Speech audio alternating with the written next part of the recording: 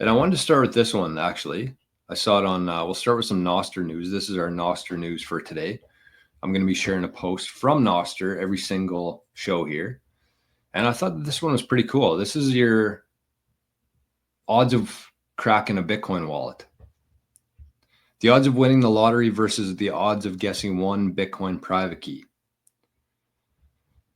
So you can see here at the top,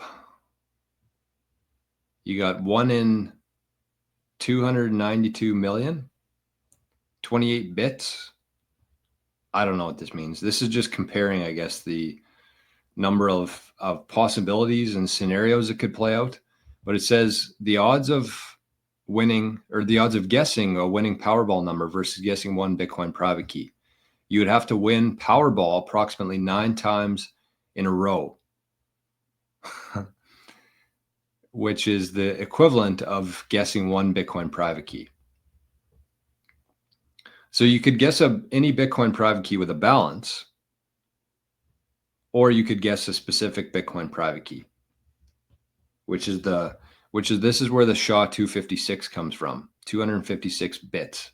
I don't fully understand it myself, but that is the security there around the Bitcoin network, trying to guess somebody's private key.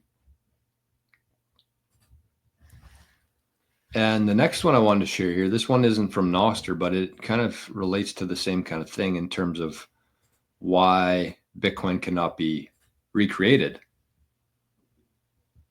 So that's kind of like the security aspect of it. By the way, SHA-256 was invented by the NSA. So take that however you want to. But this one's from Juthica over on X. Juthica. And it says there will never be another fair launch like Bitcoin because you can never create the environment where everybody had access to, but nobody cared about such a thing. Isn't that so true? You can never do it again. Bitcoin was the only cryptocurrency. Every other crypto is basically spawned from Bitcoin. It's been a copy and paste plus some features added to it. But you can never recreate Bitcoin because it was the only fair cryptocurrency that's ever been launched. Actually, I shouldn't say that. It was it? I don't know. It doesn't matter if it was the only one. It was a fair launch because the creator, Satoshi, basically what he did is he knew that because he was going to test this network out, the Genesis block back in 2009, he knew that if in the future people looking back, they could say that Satoshi gave 50 coins to himself because he knew he was going to win the first block essentially there. So what Satoshi did was he actually made those 50 Bitcoin unspendable. So from the Genesis block, the 50 coins that he knew he was going to win to, be the first one to mine, he made those 50 coins unspendable, which would be worth, I think, $700 million today, or 7 million, one of the two. Don't quote me on that, but I'm pretty sure it's 7 million. So it was fair from day zero. Essentially, the Genesis block was block 0. Plus, anybody could do it. If you're thinking back to like 2009, 2010, 2011, 12, anybody could be mining Bitcoin. You didn't need a license. You didn't need a big investment. You could actually mine Bitcoin with a laptop back then because there were so few people doing it.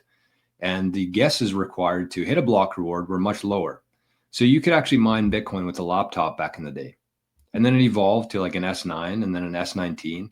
And if you want to compete now, because there's so many people mining Bitcoin, you have to like have a supercomputer or get really lucky with like a BitAxe.